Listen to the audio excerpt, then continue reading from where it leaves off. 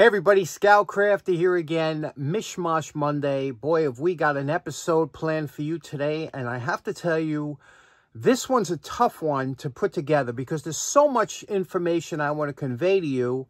So many things I want to tell you, but we just don't have enough time, you know. And I can't put my thoughts together on how to present this episode. So please bear with me. First of all, for those of you just joining in, every other month here in Long Island, we have a tool meet where a bunch of us that used to belong to the Long Island Antique Tool Collectors Association get together, have a swap meet. We have it out in Smithtown, Long Island. And last Thursday was our meet, and it was absolutely fantastic. The weather was beautiful, and it was just a wonderful time. Now, when I go out there, because traffic on Long Island is absolutely insane, so I leave my house early, and I go out and I meet my buddy Brian. You all know Brian from the show, and Brian and I go have breakfast, and then we go usually to the Frank Brush Barn where the tool meet is held, and we go for a walk, and then all of a sudden, people start coming in, and that's when the show starts. So, okay, as the show started, the first thing, Brian brought down this for me. And this is such a great thing. This is called a Mr. Machine. This was a toy from Ideal Toy Company back in the 60s. And what a great little toy this was. It moves, as you could see. And as it moves, you wind it up, and it moves, and there's gears in here. Now, I had one of these, and it was a later model, and I don't know if the early models you couldn't take apart. The later models, you took it all apart. You know, it was meant to take apart, and it's got all kinds of gearing and everything in here. We're going to talk more about it when we address this, because it needs a little bit of a restoration, that this would move up and down. It was a real big popular toy back in the day. Again, you would wind it up. It says it has an unbreakable spring, and but I remember mine, when I had mine as a kid, you could take the whole thing apart. And I remember always taking it apart and never being able to get it back together. My mother would always put it back together. So we'll get to that. That's cool, right? Next up, one of my favorite sellers there. And I don't know his name, and I apologize. And I've known him for a couple of years now. And I just never got his name, or I'm bad with names. He's a great guy. I got the bell from him. I got the leather bag, a drill, a bunch of things. I always look for him to get something. This is a entrenching tool, similar to the one we did. I guess I'm a collector now of these. But this one here, what's interesting about this is from Romania, okay? Now, a Romanian entrenching tool, a little bit different than the American ones, but it's a quality piece. It's not like the Asian ones or the knockoffs. Very interesting. It's got the nut here. You can make it into like a pick or into the shovel. You see it's got it's indicative of this came unpainted, the top. And these are quite collectible as far as entrenching tools go. They also had other shorter ones from Romania. Very interesting. We'll get to this one day soon. Next up, one of the highlights of the show is my good buddy and mentor, Dan Semmel, came down with his lovely daughter, Deborah. And he came down. It was so good to see him because he didn't make the last couple meetings. He had things that he had to do. He's got other things, and he looked great. It was just good to see him. He brought down this book, and he said, you could give this as a giveaway, which we're going to do. But I just want to read the whole book first. But we're going to be giving this away. Check this out. It's a collectible book from years ago if you wanted to set up a store. Now, you can see this is obviously from the 20s or whatnot, from the dress. But I was looking at some of the ways they showed you how to do window dressings, okay? And whether, again, hardware stores years ago were different. They were almost like a general store. They had so many things. But here, look at the great setups and things like this. This book is when you used to be able to do window shopping. You don't do that too much anymore, but window shopping was a big thing, and that would draw a lot of people in. And here, I mean, if you saw a good shop that had a good window, look at all the tools on that one. You can see that? And again, this is filled with all kinds of great windows displays. And when I was growing up here in College Point, Queens, we had a store called the Hobby Shop. He had the best window display of toys, and we would spend every day after school, I'd walk by that store, and I would just spend, 15, 20 minutes making a wish list up. But all kinds of great. So we'll go through this book again. I'm going to take some still shots, things like that. Awesome book, The Modern Hardware Store. Thank you, Dan. It was so good to see you. Next up, my buddy Richie Kemp. Richie, good friend of the show, as you know, from other things that Richie is given to the show, whatnot. And Rich, an interesting guy. He brought this down. He said, here's something I think that everybody would like seeing done. And sure enough, look at this. This is and look at this here. Delta Redbird electric lantern. This used the old dry cell batteries, 2 1.5 cell dry cells. We're going to be doing this. If you want to see it done, this one's in real good shape. It should come out real nice. Love that. Mike's. I wanted to put a sign, fishing lures. I got fishing lures. Everybody.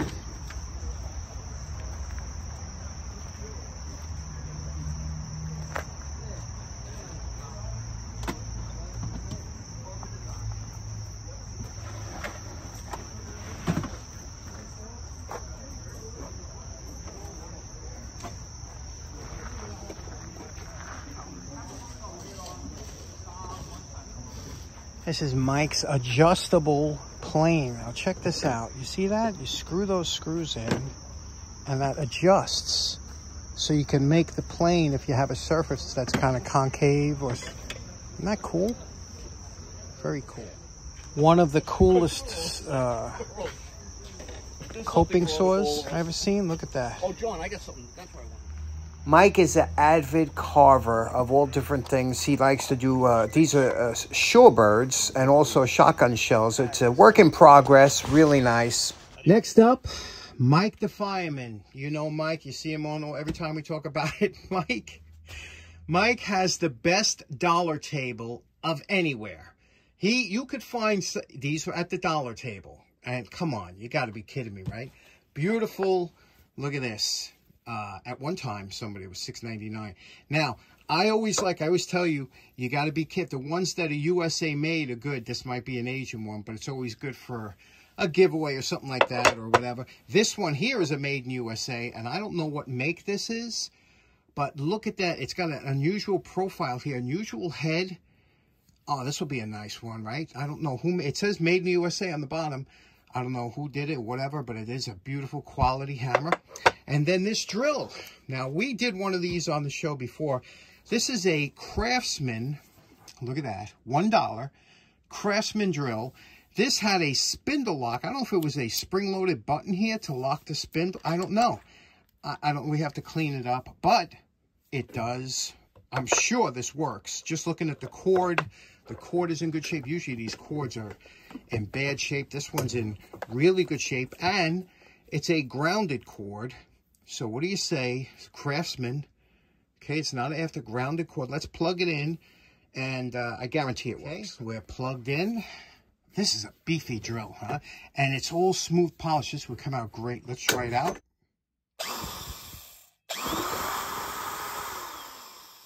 Look at that. Beautiful. 1150 RPM. Just a $1.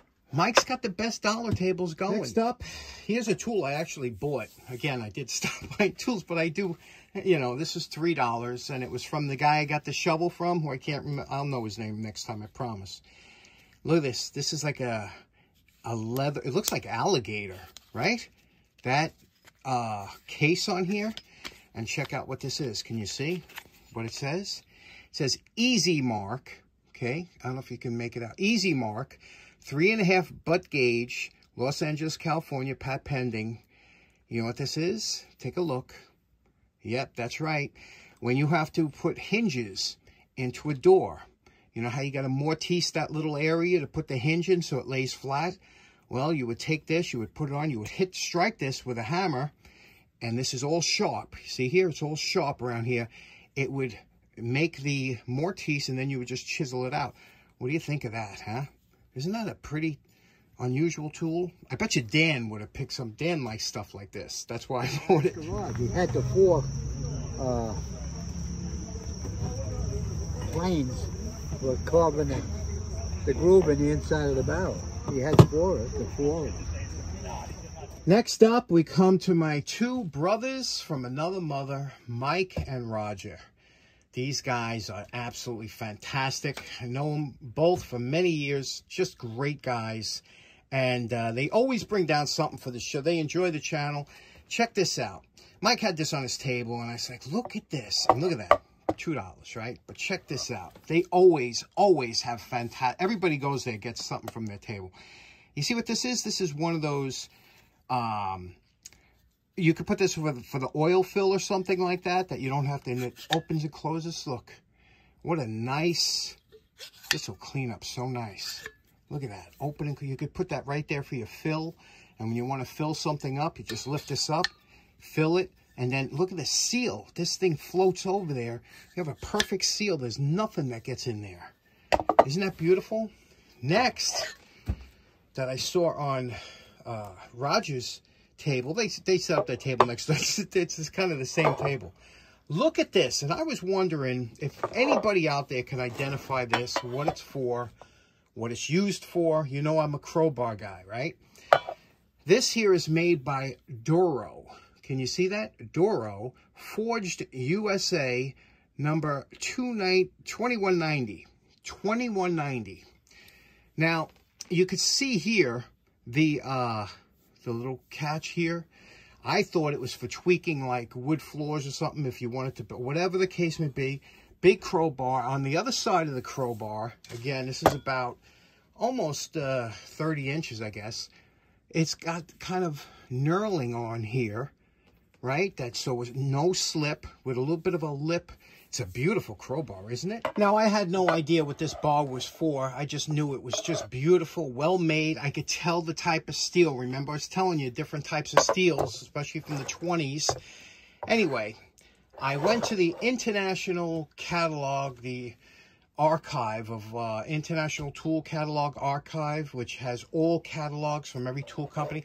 I looked up Doro. Doro made a ton of tools, all different types of automotive tools, things like that. What this was used for, it was called their grease bar, okay? And it was meant to open a one-man job of opening up the shackles for the old leaf springs to get grease in there and whatnot. And that's what you would use this bar for, although you could use it for many other things. But that was the use of this bar. Very rare. You never see it. Nobody greases shackles anymore. So it's kind of a bar that you won't really see unless you have maybe a Model A or something. Very cool, isn't it? Next up, Roger and Mike had this. I don't even know what kind of lamp this is. It looks like something we would have saw going into the rectory back in the day in the church. It is a lamp, okay? It's got 6 lights, got 5 around the side here, and 1 in the middle. It's very ornate. Check out some of the detail on this. You could see, look at this. All ornate. It's well made. I mean, this lamp, God knows what this thing cost when it was new. I bet you this thing was a small fortune, but it's just, I don't know what it is, 20s maybe, 1920s, you think? And I just said, that'd be cool, especially with the ornate light bulbs that we have now, you know? And you could tell, you know how you could tell when a lamp is real old? Look at the tape here, okay? Can you see that? This is factory white. They use the cloth tape, you know? The electrical tape, and you could tell the cloth wound wire. You know, this was all, that's how this thing was wired up. It's just, it goes under here. There's these little clips. You remember these little clips here? We used to see them a lot when you did some kind of, let me pull one out here if I can. Yeah. This used to be, and before Staples, you would get these clips. The old timers are laughing now, they know. They would come in a box and you would push it through the paper and spread it apart. And that's how you would clip papers together. And that's also how they would hold the wires are held on these two. They're held there with those clips, you see, behind it. Very interesting. Cool. What do you think of that? Look at that top. I don't even know. This is a big restoration, but I think it would look amazing, especially with the right bulbs. What do you think? My buddy Alex brought down this wonderful little hand vise that swivels from left to right when you loosen or tighten the handle. And the patent date on this goes way back to 1878. How interesting is that? I've seen a lot of motor oil containers. They first came in glass bottles, then they went to tin, but I've never seen one like this. One has to be oiled up. I can't. You like that, huh? I love that. Let me just get... There's a guy before for me a sign. Kendall sign. Well, I figured he'd come around. Because I never saw. My buddy Joe was there, and he brought his daughter Nicole. Next up, like I said, this was an amazing show. You'll never believe who gave me these. Good friend of the show. You know him. You know him and you love him, but you miss him. You haven't seen him in a while. That's right. Tommy Gunn. Tom Gunn made an appearance down there, and boy, he has a lot of news. So let me show you this clip. I said, Tommy, you got to tell everybody where you've been. Tom Gunn. Check it out.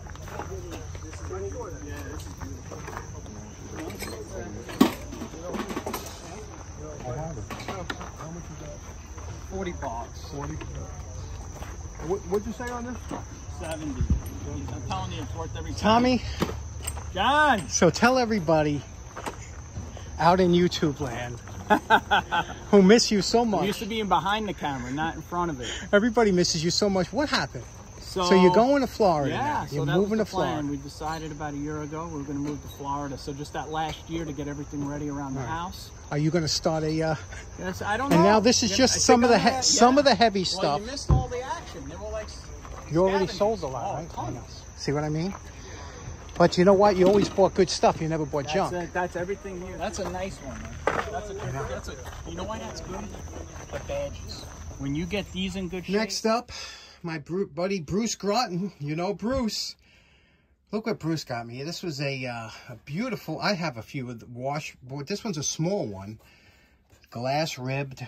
You know, people still use washboards in certain areas. And you can see here it says, do not rub hard. The board will do the work. If you've never used a washboard, very interesting. You can see here the National Washboard Company. And it was Chicago, Saginaw, and Memphis. Isn't that something? What a beautiful little, and look at what a nice shape that's in. So I'm going to do some laundry. Be right back. Okay, next up, some of you old-time viewers of the show know that I like fire hydrants, and I have 3 now, but in the early days I didn't. I was looking for a fire hydrant. My buddy Andrew Richter came through. He says, I got one for you in the Bronx. I drove up to the Bronx, met up with Andrew. Fantastic guy.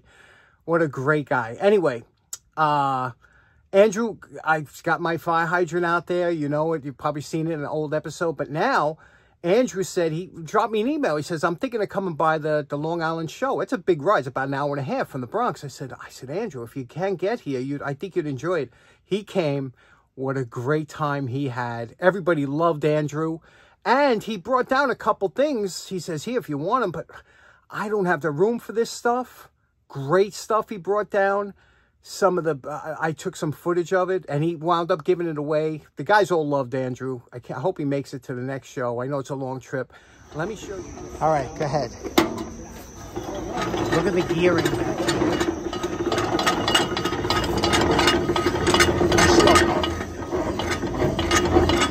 That is awesome.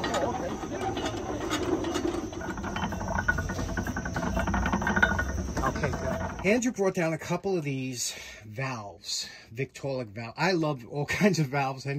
This is a butterfly valve, used a lot in the fire industry and whatnot. It has a 4-inch, this is a 4-inch tube that it uses, and it's a butterfly valve. But this one here uses, you see here, you turn this crank here, this hand wheel, and it slowly turns. If you have high pressure on there, there's no way you could do it with a regular. You need something to help you out with leverage, especially if there's high pressure water. This will do it. This turns it like this, and slowly, but it'll close that valve. And boy, that's something else. This is an expensive valve too. These things new go for big money. Even used, they go for a few $100s. Interesting, huh? Victaulic. Anybody ever seen one of these before? Now, I was also gifted a bunch of interesting light bulbs. We're going to get that later on, because I got some other light bulbs from another episode that I want to show you. But this was the last thing I got. And for those of you who know these, this is called a chain hoist. Now, Asian ones are really popular now because they're inexpensive and they're fine. They work good, you know. But the antique ones, some of them were just so ornate and so pretty. This one here, the only problem is it's got a small little chip on one pulley. Normally I wouldn't buy for that, but this thing was just begging to come on. I love chain hoists. There are so many different types and styles and ornate ones and beautiful ones. And if you've never used one, they're so simple to use. They really come in handy. You can use them for 100 things. Let's string this up, see if it works. Now, how a chain hoist works is there's, obviously, there's a couple pulleys here. Let me show you. See the one up there? Okay. And when you pull this loop of chain around like this, it'll raise or lower the bottom pulley, okay? Now, this one's a little bit tight. We're going to spray a little 50-50 on it and give it a whirl. Now, you can see how that works.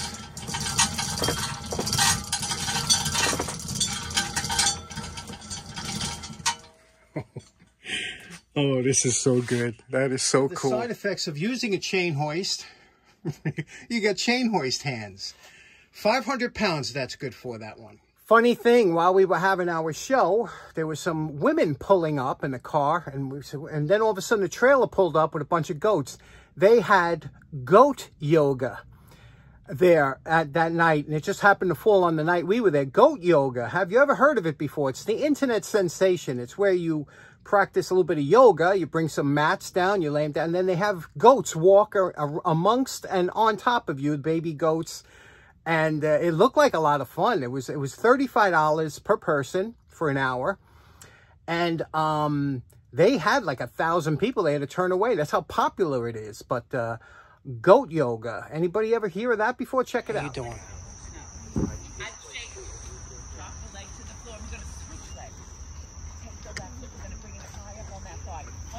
So in closing, a lot of cool stuff, right? Let me know what you'd like to see done first. We're going to get to a lot of these things, but let me know what you want to see in priority. A lot of times, a bunch of you want to see one thing done. So let me know in the comments what you'd like to see done first. Thanks so much for tuning in. Hope you have a great start of your week. We'll see you again on Wednesday. Take care now. Bye-bye.